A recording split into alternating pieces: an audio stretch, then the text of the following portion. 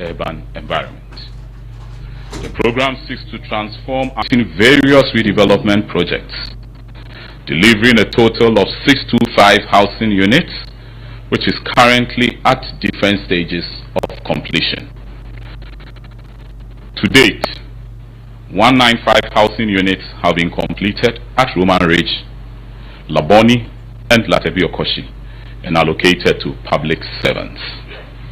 The program marks a major step in advancing the government's commitment to expanding housing options for public servants, enhancing living standards, and making more efficient use of limited urban land. Since assuming office, the ministry has worked closely with the Ministry of Lands and Natural Resources to strengthen oversight, safeguard government's interests, and ensure that public assets are neither undervalued nor compromised. Akosombo Dam Spillage, resettlement of displaced communities. Distinguished ladies and gentlemen, following the devastating impact of the Akosombo Dam spillage, my ministry, in collaboration with the 19 affected district assemblies, went through an extensive process to validate a total of 2,225 housing to be reconstructed for the flood victims across 4 regions.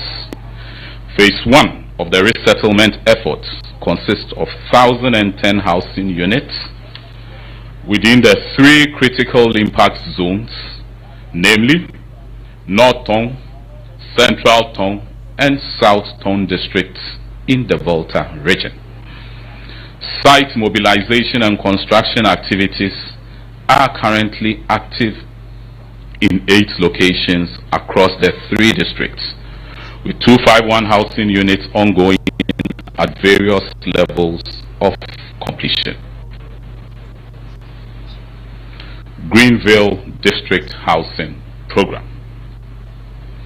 As part of the decentralization agenda and in line with government's commitment to affordable housing, my ministry has initiated the Greenville District Housing Program, a strategic intervention targeting low to middle income earners at the district level. In its pilot phase, the program has commenced in 8 districts, namely South Dai, Asojaman, Achimansa, Ajumako Enyan Esiem, Achima Kwangoma, Doma West, Bole, and Tamale, and at various levels of completion now. Each district is earmarked to receive 22-bedroom housing units as part of the first phase of the project. A hybrid construction approach using compressed earth bricks and sandcrete blocks is being adopted, prioritizing sustainability, cost efficiency, and resilience. The official launch of the Greenville District Housing Program is expected to be performed in the short term. This milestone marks a significant step towards decentralizing housing delivery and advancing social equity, inclusivity, and improved living standards across the country. National Rental Assistance Scheme. Distinguished ladies and gentlemen, the National Rental Assistance Scheme, established by the government in 2023 as a social housing program, aims to facilitate access to rental properties for qualifying beneficiaries by providing rent advance. The scheme is currently being piloted in 6 regions, namely Greater Accra, Bono East, Northern, Eastern, Western, and Ashanti regions. In 2025, the scheme successfully facilitated the payment of rent advance for 2,031 Ghanaians across its 6 operational regions, bringing the cumulative number of beneficiaries since inception to 4,732. I am glad to state that so far, the disbursement recovery rate is about 99%, indicating the government seed money is fully recoverable and in circulation. The program's eligibility criteria, application process, and beneficiary success stories highlight its effectiveness in addressing housing needs and enhancing community well-being, and government is poised to take the necessary steps in the short to medium term to scale up the operations of the scheme across all 16 regions of the country. Review of rent laws.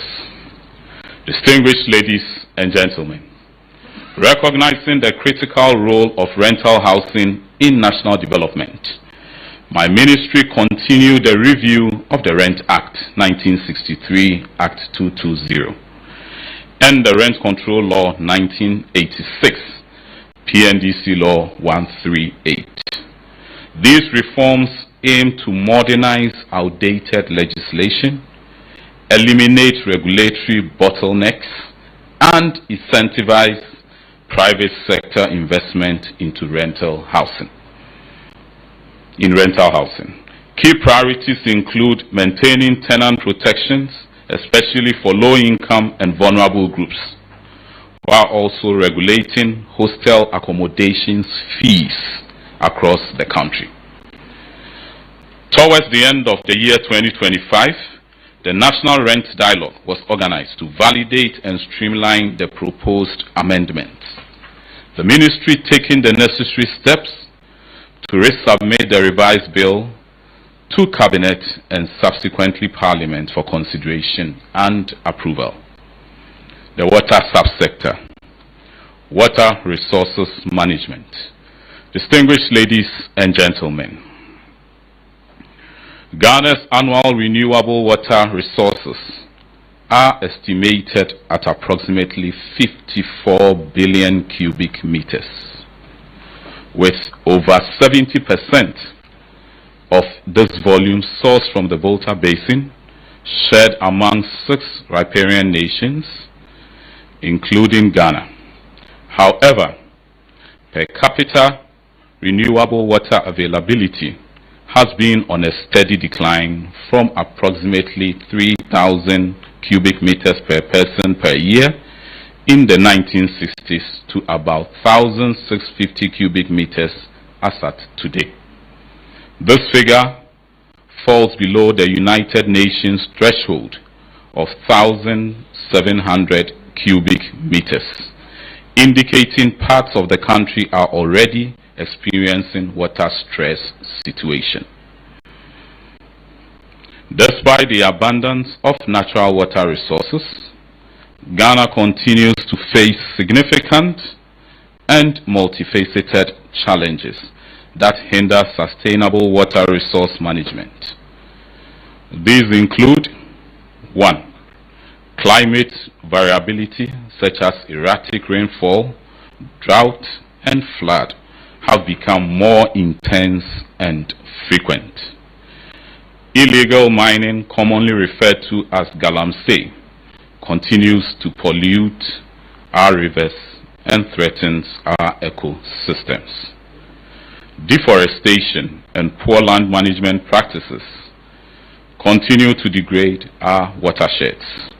Over 60% of Ghana's river catchments have been subjected to unsustainable land use practices.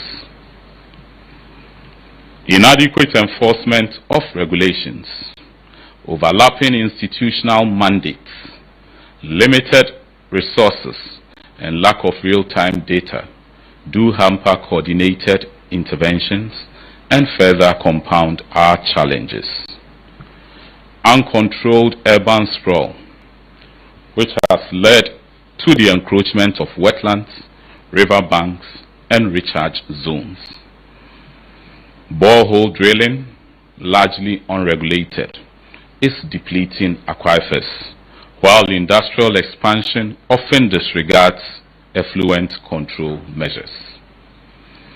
To address the challenges outlined above, the Water Resources Commission, with the support of government and other development partners, raised 34,000 seedlings as part of the Buffer Zone Restoration Program. continued with the implementation of nature-based solutions, as well as the establishment of watershed investment programs for some river basins.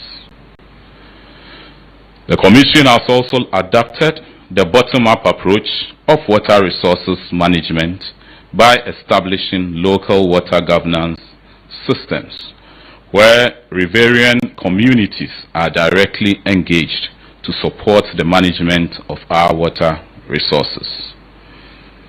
Distinguished ladies and gentlemen, in support of efforts to combat illegal mining, especially within water bodies, the Commission has developed the Water Resources Assessment System, which is currently in its operational testing phase, alongside user acceptance testing and training sessions.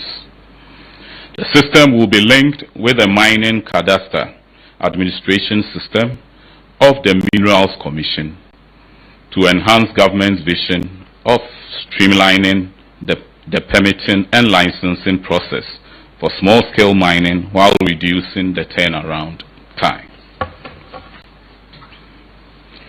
Additionally, two legislative instruments for the management of riparian buffer zones and the control of waste discharge and management of water quality within the country are being drafted with the support of the Attorney General's Office for onward submission to Parliament for consideration. These LIs, when adopted, will minimize encroachment and pollution of water bodies in the country. Water supply. Distinguished ladies and gentlemen, according to the Ghana Statistical Service and the WHO and UNICEF Joint Monitoring Program, approximately 88% of Ghana's population has access to basic water services. However, only 44% of the population benefits from safely managed water services, defined as improved water source, that is on premises, available when needed, and free from contamination. Urban water access is relatively high at 96%,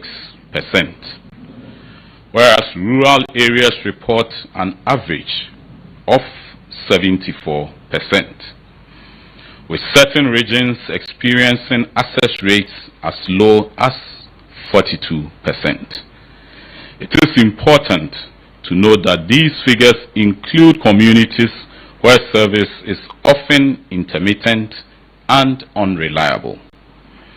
One of the critical challenges facing urban water supply is non-revenue water, which stands at an estimated 50%, far above the international benchmark of 25%. Meanwhile, nearly 4 million Ghanaians continue to depend on unimproved, limited, or surface water sources. Other persistent issues impacting water supply include aging infrastructure, low investment in maintenance, poor cost recovery, high operational costs, pollution of water sources, and climate-induced variabilities. Distinguished ladies and gentlemen, to address these challenges, my ministry continued the implementation of key interventions aimed at expanding and improving water services nationwide. The following urban water supply projects are at various stages of completion. 1. Keta Water Supply Project is 72% completed. Wenchi Water Supply Project is 91% completed. Sekendi Takrade Water Supply Project, 89% completed. Government will soon commence work on the Damango and Sunyani water supply expansion projects, as well as explore the opportunity to conclude all financing arrangements for other water supply projects at Tamale, Yendi, Techiman, and Takwa. Additionally, the Danish government has also earmarked some grant support to expand water supply services to low-income and high-density areas in Wa and Bolgatanga to address water supply challenges to the vulnerable in these areas. Distinguished ladies and gentlemen, the rural water supply projects are also at various stages of completion. 1. Asenkregwa, 72% completed. Sefirioso, 57% completed. Diadaso, 50% completed. Kweman Damfa, 75% completed. Goso, 59% completed. Jabin, 65% completed. Aveime, 81% completed. Edubanso, 70% completed. Water sector reform. Distinguished ladies and gentlemen, my ministry continues to pursue water sector reforms in line with the broader objectives of the revised National Water Policy.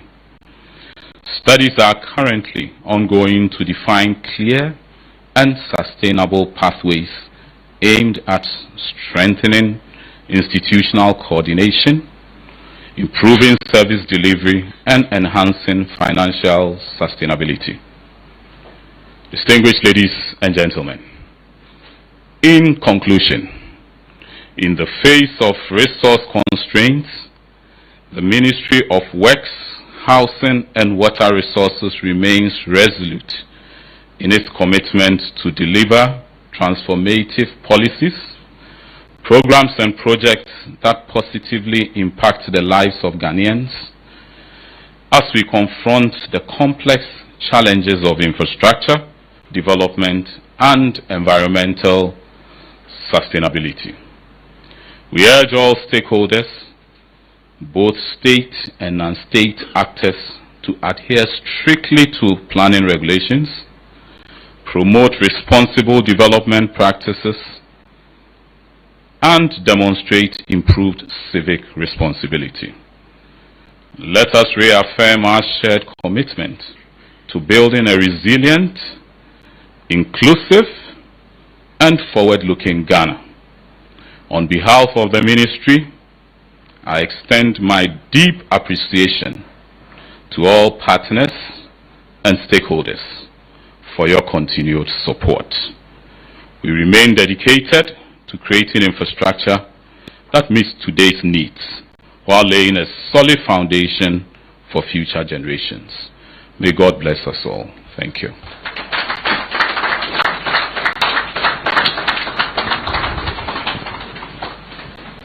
Thank you very much, Honorable Minister, for that thorough and comprehensive briefing on the various activities being undertaken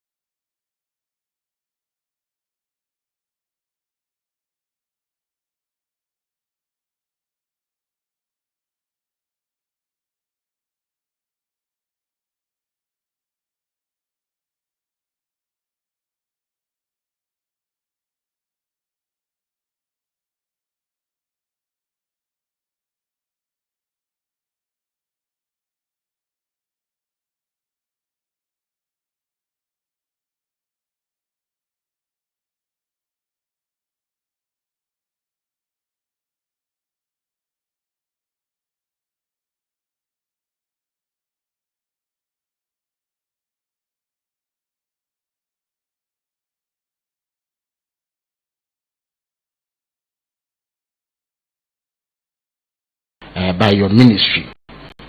You have indeed of completion, as you've indicated. My second question has to do with the Garrick project. We know Ghana approved it in 2019. It was a World Bank facility worth $200 million. But in April, when President Mahama visited some or toured some flood-prone areas in Accra, he expressed his disapproval over the delay of the completion of the project. You subsequently, as minister, in November, also visited these areas and employed contractors to accelerate work in these areas. It's been about 3 months. Still, the project is not yet completed. How much has been spent so far? And given the fact that between 2020 and 2023, we had some economic turbulence, the government of Ghana commit additional resources to this project. Thank you. Thank you very much. If there's any other question, I would invite it at this stage. So in the interest of time, if you have any question, please move towards the microphone so that we have a quick transition.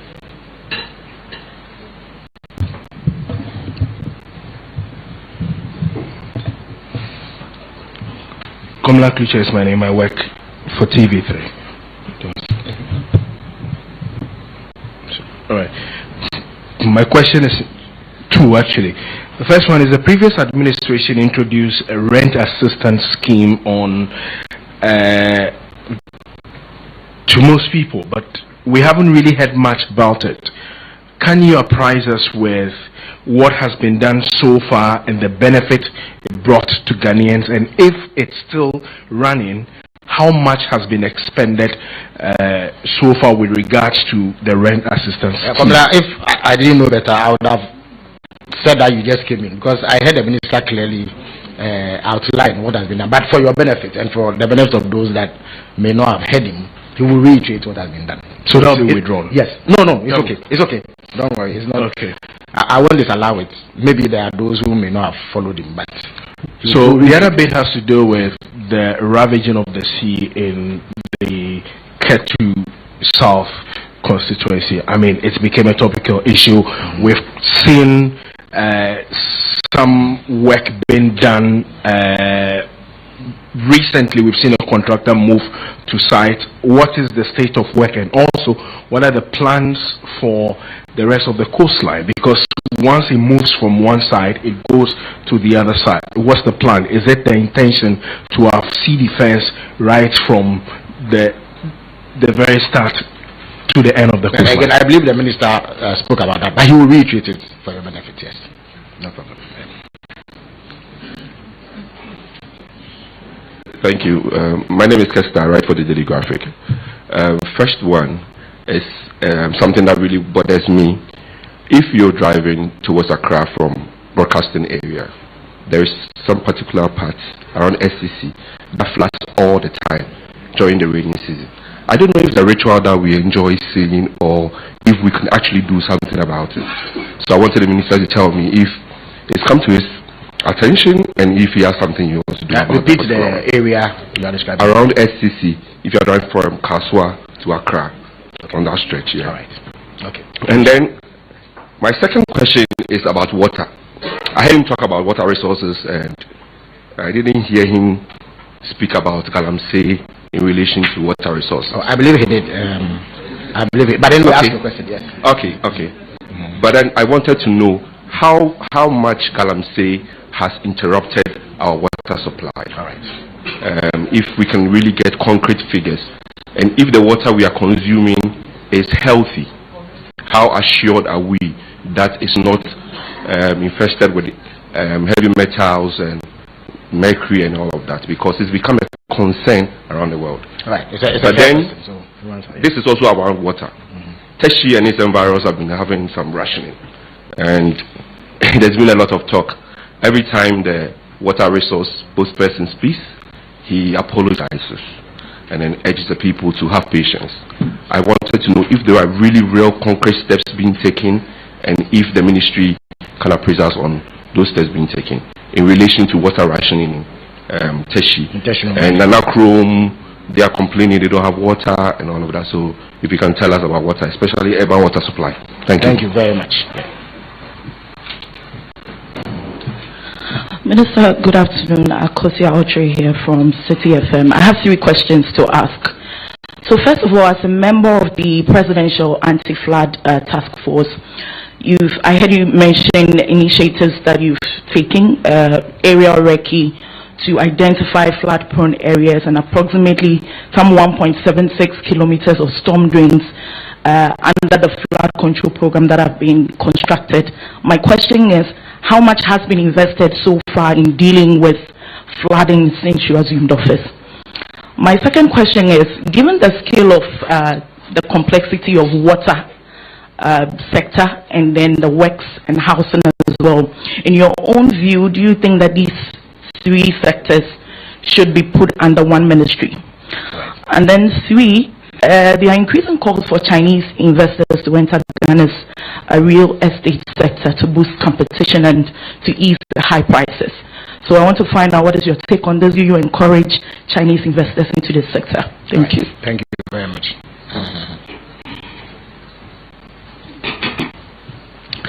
My name is Maxwell Ababa. I work with Joy FM. Over the years, a lot of private hostel owners have profiteered from the accommodation challenges on the campuses of our universities.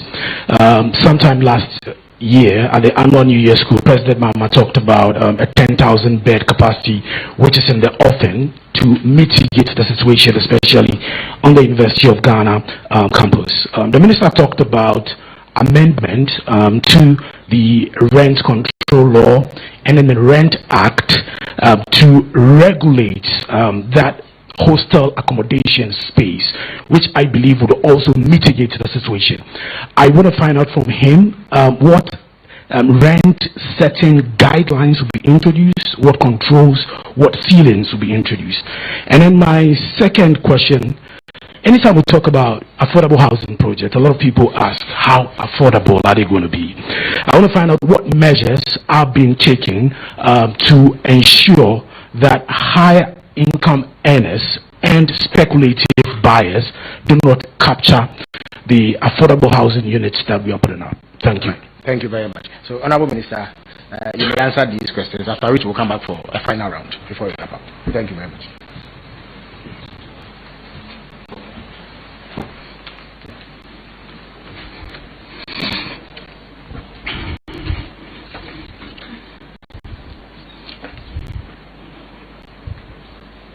Thank you very much. Let me start with GH1. I think you asked about the pledge that His Excellency the President made during the thank you tour about the compensation and, if I remember, the housing units. Yes, His Excellency made that statement. After the disaster, there was a ministerial committee was put together. My ministry actually was charged with putting together buildings for the affected communities. So for the compensation, I would have to go back and check on that, as in the particular sector that was handling the compensation. But so far, you mentioned whether the previous government also started something. The previous government actually started preliminary engagements, but the actual structure started from last year. And so far, within the first phase, as in the 3 areas, the north, south, and central tongue, we currently have about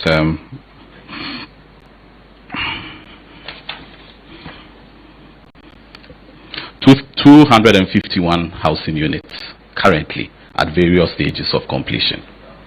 251 housing, not 2,000, because the first phase actually is 1,000 and something housing, not 2,000. But because of some delays with lands and other issues, that's how come it delayed. But as we speak, some contractors are still moving to sites. So very soon you'll see the housing coming up. And you asked about the Garrett project. The Garrett project, as you rightly mentioned, experienced some lapses. I visited the various sites with His Excellency the President, and after that I also did my own visit and realized that they were really lacking behind. So I called for an accelerated plan. I tasked the consultants to get me an accelerated plan from all the contractors, of which was submitted and approved. And after that, I visited the sites again. And I can tell you that some of the contractors are actually even working 24 hours. So I'm sure with the accelerated plan that they brought, we will be able to finish on time. Okay. The total amount was 187,200 million USD, out of which 65 million USD was used for the COVID, during the COVID period by the previous government. Thank you. But the project is 100% World Bank financed.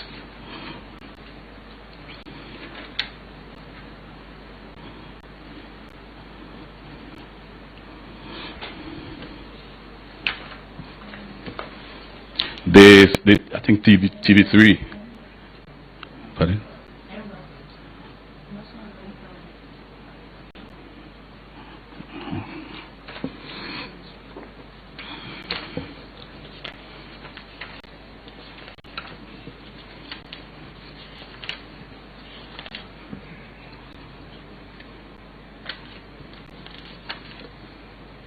National Rental Assistance Scheme. Yeah, I think you wanted to find out how much was given, expended so far. Okay. Okay, so at inception, the scheme was advanced a seed money of 27 million cedis. And over time, the principal and interest has rolled over and has accrued a total of 71.7 million, meaning the scheme is doing very well. And through oversight administration, beneficiary numbers has increased from 2,701 in 2024 to 4,732 in 2025. So I think the scheme is doing very well and it's ongoing. And we are even trying to engage other financial institutions to partner them so that we can scale it up to other regions too, so that in future all the 16 regions will be on the scheme. So the scheme is doing very well.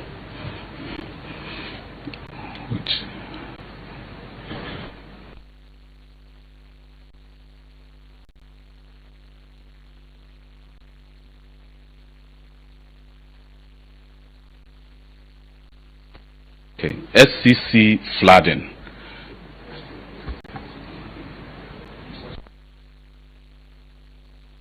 There's been some works on the SCC area. I will let my director works say something up.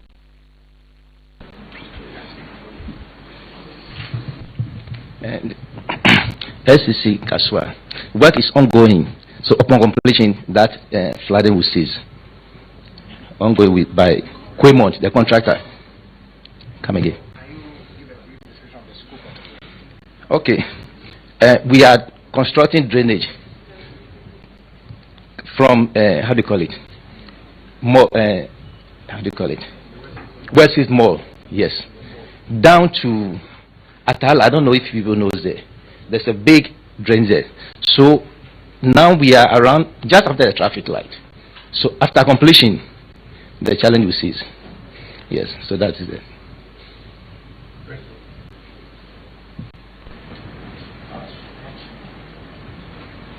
There was also a question from CTFM about drainage, how much has been spent so far.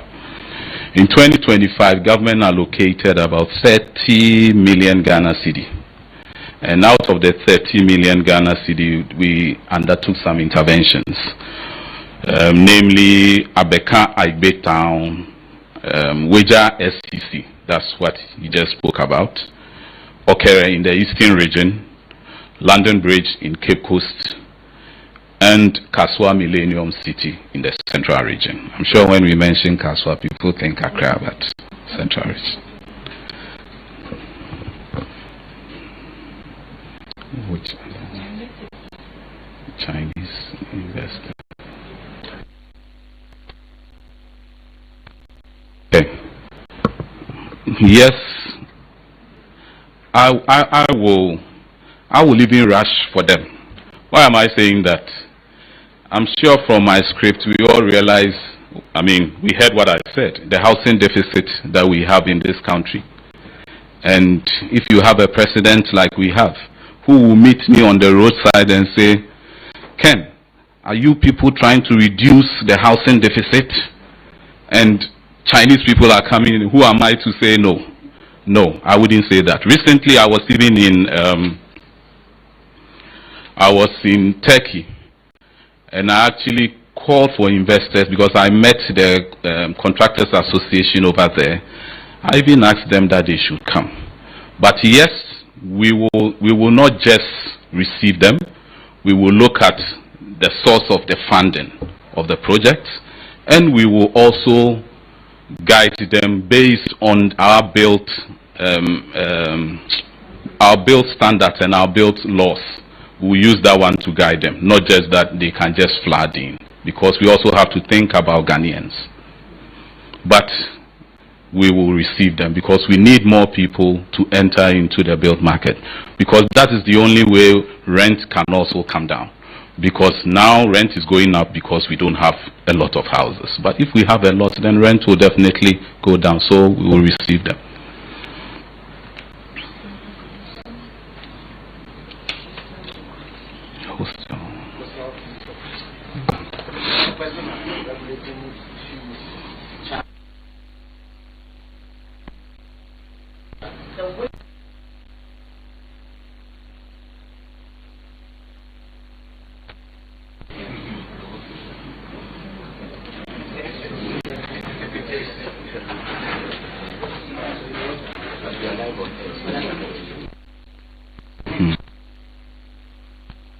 You know, I tried jotting some things down. You know, it is important to stress that merger does not diminish the importance of any sector. The real question is not together or apart, but how they are governed. The merger of the sectors in this case is a strategic decision by the government to improve coordination, strengthen accountability, and deliver integrated outcomes in line with the national development priorities of the government. If we look at Liberia, as they themselves say, Liberia,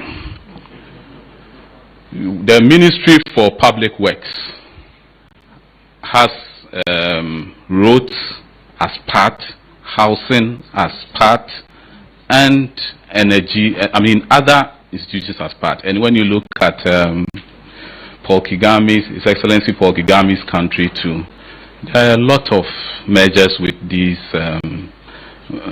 ministries. So I don't think it's a problem.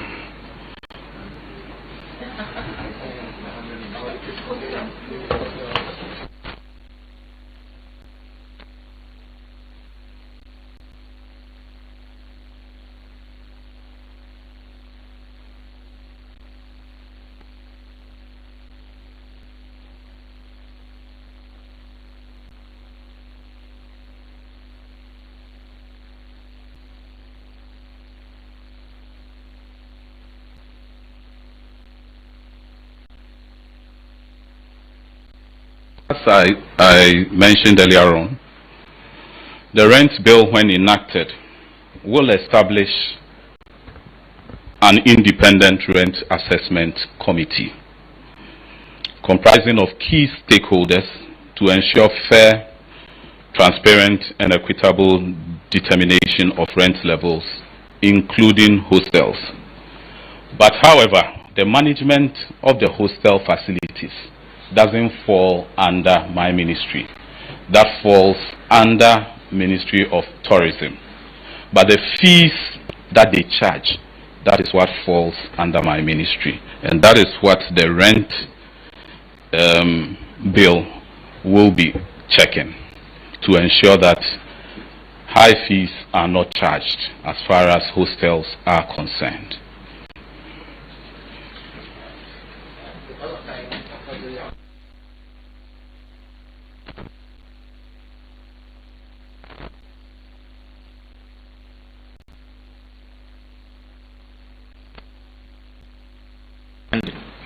That we draw down the curtains here so they can have their news bulletin, midday news bulletin. So on that note, I thank the minister sincerely for coming to update us on the work that is being done in the sector. And as I indicated, it has shown clearly that a lot of work is being done. I'm sure that the next time he comes here, in a couple of weeks or months, there would even be more successes to report.